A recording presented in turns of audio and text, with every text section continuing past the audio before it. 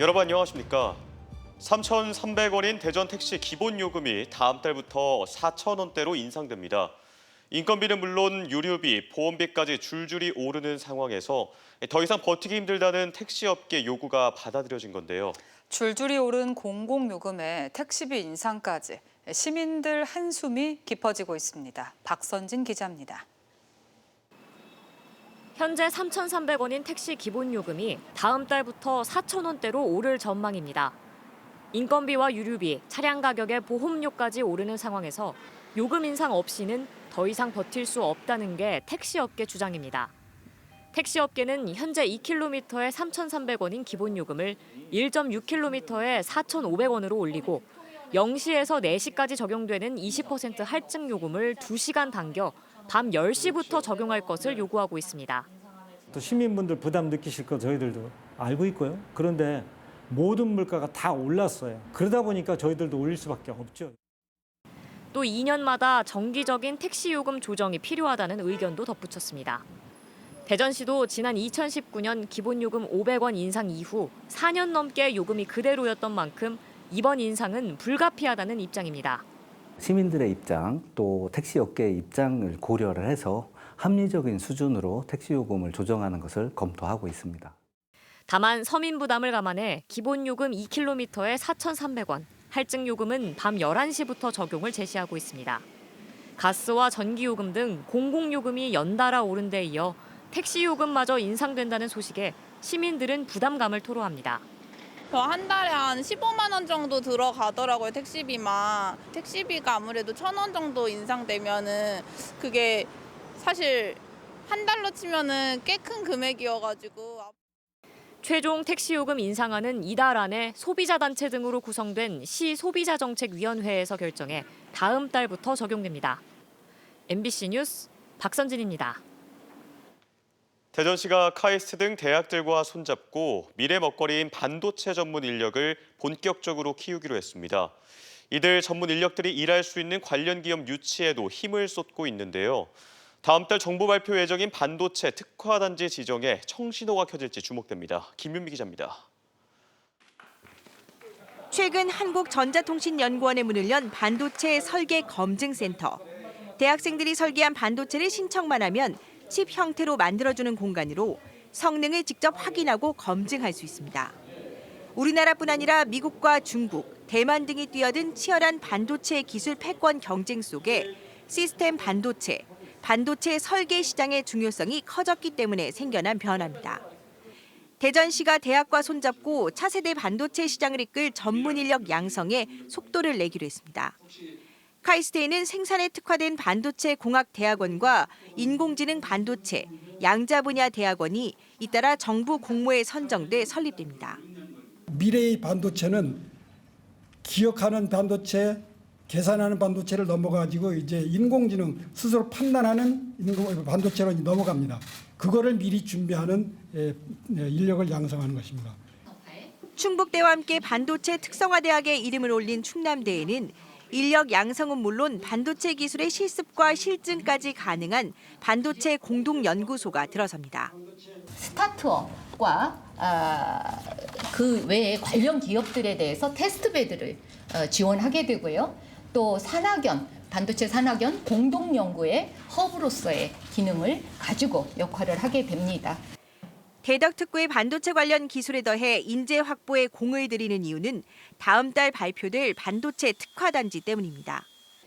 반도체와 디스플레이, 2차 전지 등 3대 전략산업에 대해 정부가 특화단지를 지정해 전폭적인 지원을 약속했고 대전시는 출연연과 대학이 모인 기존의 대덕특구에 최근 후보지로 선정된 나노 반도체 국가산단을 묶어 디스플레이 구동칩 특화단지를 신청했습니다.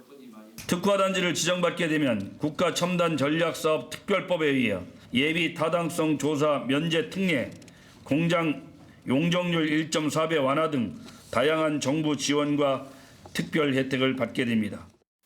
국가산단의 조성 속도를 앞당기는 건 물론 기반 시설에 대한 국비 지원도 가능해집니다.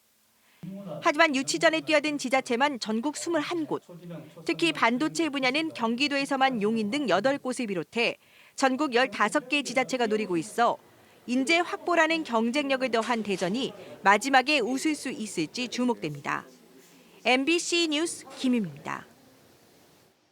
네, 포신도시를 포함해 충남은 의사가 부족해 의료 공백에 대한 고민이 큰데요. 충남도 의회에서도 특히 전국적으로 문제가 되고 있는 소아과 진료 위축에 대한 대책 마련을 촉구하고 나섰습니다. 김태욱 기자입니다.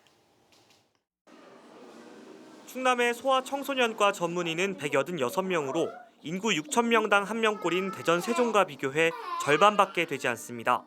충남도 의회에서도 24시간 소아응급진료센터 개설이 필요하다는 지적이 나왔습니다. 명지종합병원 내에 24시간 소아응급진료센터를 개설해달라는 주민들의 요청이 있었고, 현재 자정까지 운영하는 충남 지역 내 소아응급진료센터는 서산의료원과 홍성의료원, 당진종합병원 등 3곳뿐. 야간에도 시간에 구애받지 않고 진료를 보는 달빛 어린이병원 역시 천안 2곳, 아산 1곳 등 3곳에 불과합니다. 의료진 자체도 적고 인건비 지원에 비해 환자 1명당 받는 추가 의료 수가가 낮아 참여 병의원이 적은 탓입니다. 소아과 병원은 꼭 병원한테만 맡기지 않고 이 지방 정부라든가 아니면 기초자치단체라든가 이런 데서 지원을 해서. 하지만 정작 도 차원에서 소아과 의료 공백을 메우기 위한 방안은 딱히 없습니다. 공공의료체계도 도마 위에 올랐습니다.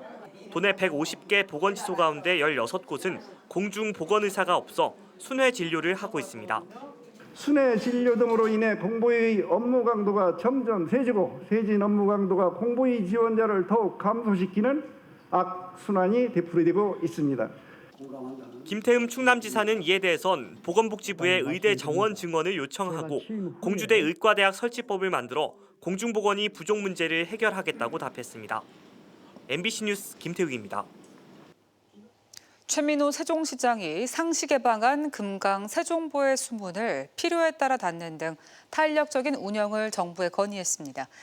최 시장은 최근 한화진 환경부 장관을 만나 세종보 상시 개방 이후 물의 양이 줄고 퇴적지 확대로 생태 건강성이 악화하고 있다며 보 수위와 수량 회복은 물론 물 위기 상황에 선제적으로 대비하기 위해 세종보를 탄력적으로 운영해야 한다고 밝혔습니다.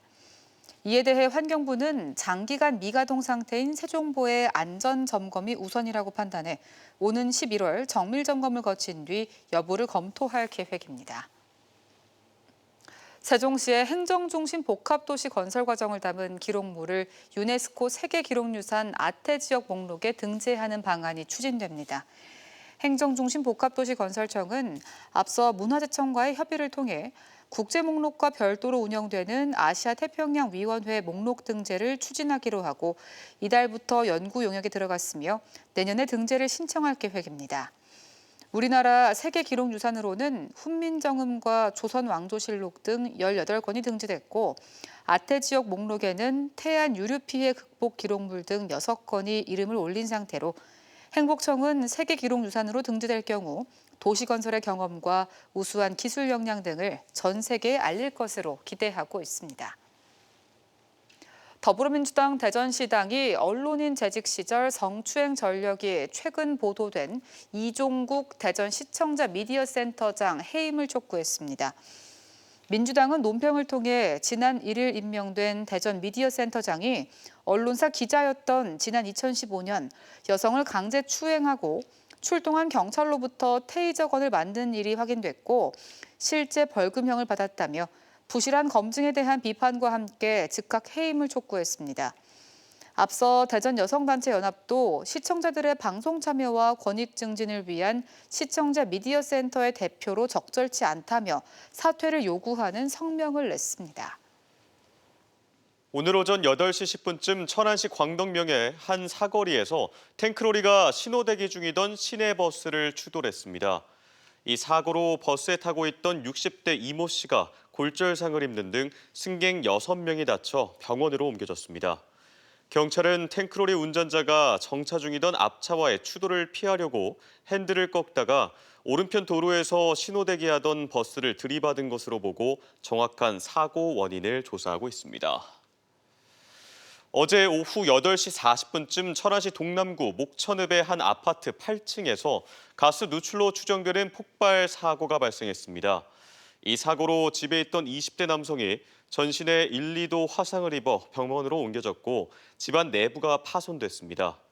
경찰과 소방당국은 주방 가스레인지 밸브가 열린 상태에서 남성이 화장실에서 라이터를 켰다 폭발이 일어난 것으로 보고 정확한 사고 원인과 피해 규모를 조사하고 있습니다.